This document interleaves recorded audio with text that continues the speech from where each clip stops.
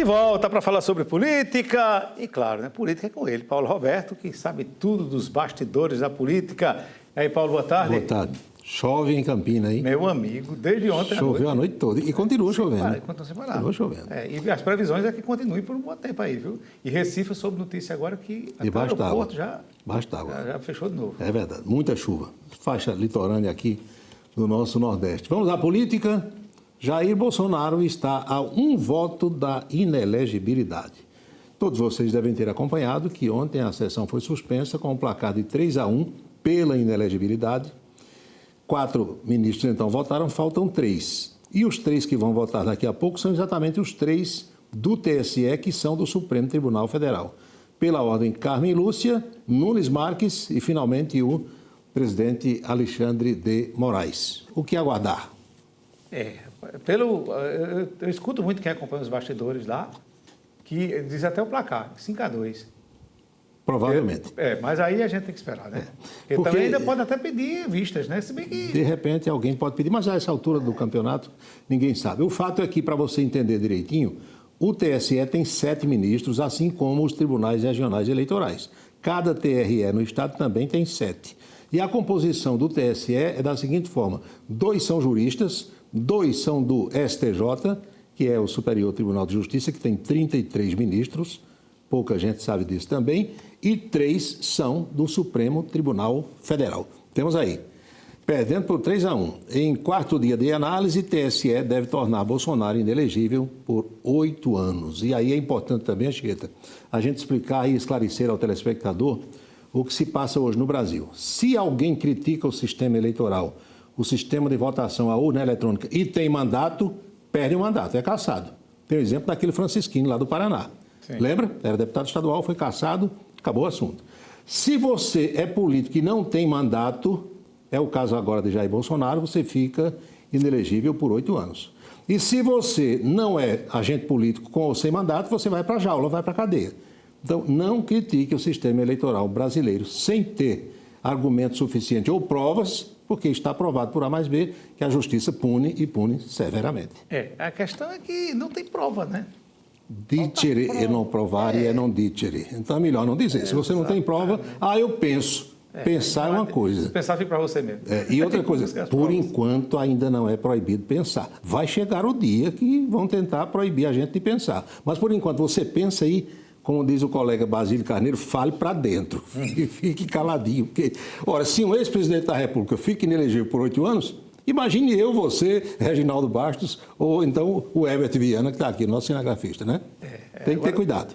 Agora, realmente, assim, eu acho que, no caso do ex-presidente, acho que ele avançou o sinal. Eu não quero aqui fazer juízo de valor de ninguém, mas o cara, quando está no exercício da presidência, precisa ter muito cuidado no que diz, no que fala, no que faz. Qualquer que seja o exercício do cargo. A legislação eleitoral é muito clara com essa história de conduta vedada. Você lembra de Cássio Cunha Lima aqui? Sim. Conduta velada, coisas que a lei proíbe para o agente, sobretudo para aquele agente que tenciona se candidatar à reeleição. Não, o que foi que alterou nos números da eleição, aquela reunião que o Bolsonaro fez com os diplomatas? Bom, a justiça é quem está dizendo, não sou eu. Então, tem esse quadro aí desenhado, concreto aqui no Brasil, para que a gente saiba o que é que está acontecendo. É nosso papel aqui também esclarecer a você. O presidente da República, Lula da Silva, está hoje em Terras Gaúchas, Porto Alegre. Deu para vir, baixo astral, vou para Porto Alegre, tchau. Quer ver a agenda? Vamos, a agenda do homem. Agenda do presidente Lula, vamos lá, Magrinho, o Wellington Magrinho está aí.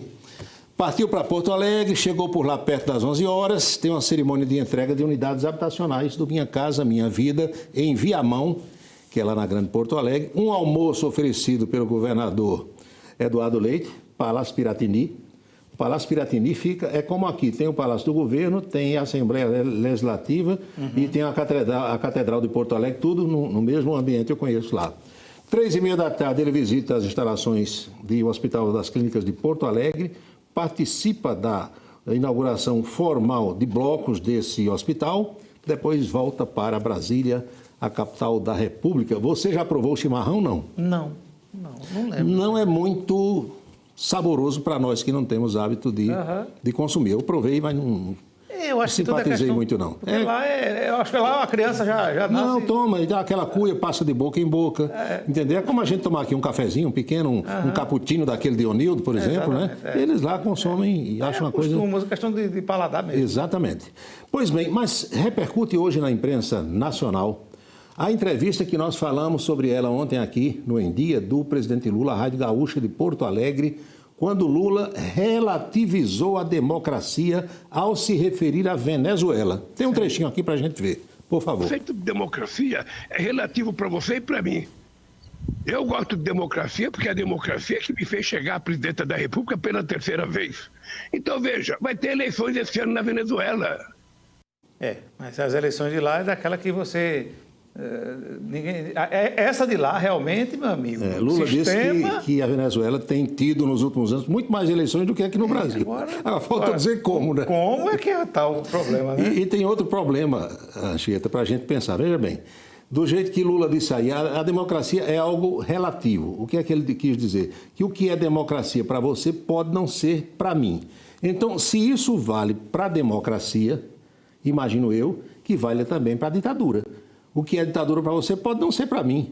E vice-versa. Nesse caso, você então, esse raciocínio de Lula, a repercussão não é boa. Não. Entendeu? Hoje ele já falou sobre isso. Não, me interpretaram mal, mas eu acho que ficou claro. Olha, porque nos últimos tempos, os presidentes do Brasil, falando improviso, é sempre um perigo. Nos últimos tempos tem sido assim. Aliás, se você não sabe, você estava aqui trabalhando desde cedo, mas eu estava acompanhando. Hoje de manhã, o ex-presidente Bolsonaro deu uma entrevista à rádio Itatiaia de Belo Horizonte. Também disse poucas e boas. É Lula de um lado e ele do outro. É um perigo. Falando improviso é um perigo esse povo. Pois bem, o coronel Mauro Cid, que está preso, aliás, ontem o ministro Alexandre de Moraes negou outro pedido da sua defesa para colocá-lo em liberdade, ele depõe hoje às 3 horas da tarde na Polícia Federal, em Brasília. Aí está a imagem do coronel Mauro Cid, e esse depoimento de hoje é sobre os atos do 8 de janeiro. Lembrando que na próxima semana, terça-feira, mais precisamente, o mesmo tenente-coronel Mauro Cid estará na CPMI também dos atos do 8 de janeiro, e ele já revelou através dos seus advogados que hoje na Polícia Federal vai falar.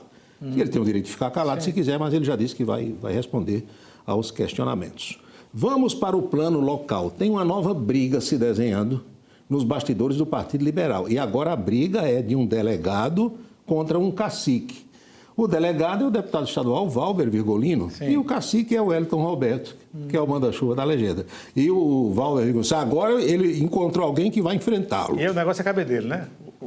Entrou Cabedelo no circuito também, porque o Valber Virgolino descobriu que o Wellington Roberto aliou-se ao Vitor Hugo, que é o atual prefeito de Cabedelo, e é eventual adversário de Valber na eleição municipal do ano que vem. Então a briga é feia, para alguns a briga é boa, mas a briga é feia nos porque além do Valber, ainda tem o Cabo Gilberto, ainda tem o Nilvan Ferreira e ainda tem o pastor Sérgio, que é outro bolsonarista também. Confusão grande. Confusão grande, e eles lá que resolvam.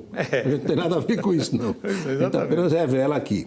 As mudanças do prefeito Bruno Cunha Lima estão para sair. É provável que ele anuncie ainda nesse final de semana, mas como nós estamos aí no final da festa junina, pode ser que Bruno deixe para segunda ou para terça-feira, comecinho de julho, porque tem gente na agulha, no compasso de espera para assumir secretarias municipais. E houve um convite ao ex-vereador Nelson Gomes Filho para assumir a Secretaria de Juventude, Esporte e Lazer. Nelson abdicou. Agradeceu o convite e tal, deixou para lá. Ele, inclusive, publicou a nota sobre isso. É verdade. Quem chega a Campina Grande amanhã e diz que com muito forró no pé é Gilberto Kassab, ex-ministro, presidente nacional do PSD, e vem a convite da senadora Daniela Ribeiro, que é a presidente do partido aqui no estado. Agora, uma perguntazinha chata que fizeram hoje foi assim: Brunão Cunha Lima vai receber? Porque Kassab é do partido dele. Do partido dele, presidente do partido. Bruno ainda está no partido de Daniela Ribeiro, não está se afinando com Daniela. As boas relações mandam que pelo menos haja uma visita, um cumprimento. Né? Apesar de que a agenda dele aponta Salão do Artesanato, que é o evento do governo do Estado. Não aponta mais e depois dessa briga da saúde, eu acho que Bruno foi para a abertura, mas não vai para o encerramento do Salão do Artesanato. Boca maldita de hoje em dose dupla. Eita! A primeira boca maldita é: João Azevedo assina o ponto no Parque do Povo daqui até domingo? Rapaz, eu acho que não. Até porque ele tem que Ainda Não está se pode recuperando. levar sereno, né? acho Levar que ele não vai, frieza. não, Então, você vê que ele ficou no São João tocando violão lá em casa, com os parentes, com os familiares, né? Aposto que não vai. Não vem, né? Eu acho que não. Vamos à segunda boca maldita? Vamos lá. Veja essas imagens, Anchieta, você e o pessoal de casa. Vamos lá. Vejam só essa cena de dançar forró. Eita! Está animado esse cidadão ou não está? Minha gente, é outro prefeito, é? Veja mais um pouquinho, que aí eu vou lhe dizer quem é bem direitinho. Esse cidadão, quando a gente fala em alguém do sobrenome Gadelha, imagina-se logo que seja de onde? De Souza. Quando se fala em alguém de sobrenome Estrela, também da cidade de Sorriso. É. Esse cidadão é filho natural de Souza, chama-se Gilvandro Estrela. Sim. E é prefeito de Belo Jardim, em Pernambuco. Olha a animação dele no São João. Animado, viu? Tá animado. Deu show, meu amigo. É uma amiga, ele tá arrochadinho o negócio. Boca maldita de hoje. Que nota você dá ao prefeito de Belo Jardim? Meu amigo, como administrador, não sei, mas como prefeito, como dançarino, ele está aprovado. A primeira dama deve estar olhando aí com o rabo de olho. Talvez ela só tenha visto o vídeo depois da confusão. Imagina o rolo. Agora, que animado o prefeito é. Mais animado do que muitos que nós conhecemos por aqui. Nem o de Caruaru chega perto. Não, eu nunca vi, viu? O negócio tá bom. É isso, Anchieta. Tá bom, Paulo. Bom fim de semana para todos nós. O último final de semana de São João, segunda, sexta já está por aqui. Isso. É isso aí. Obrigado, Paulo.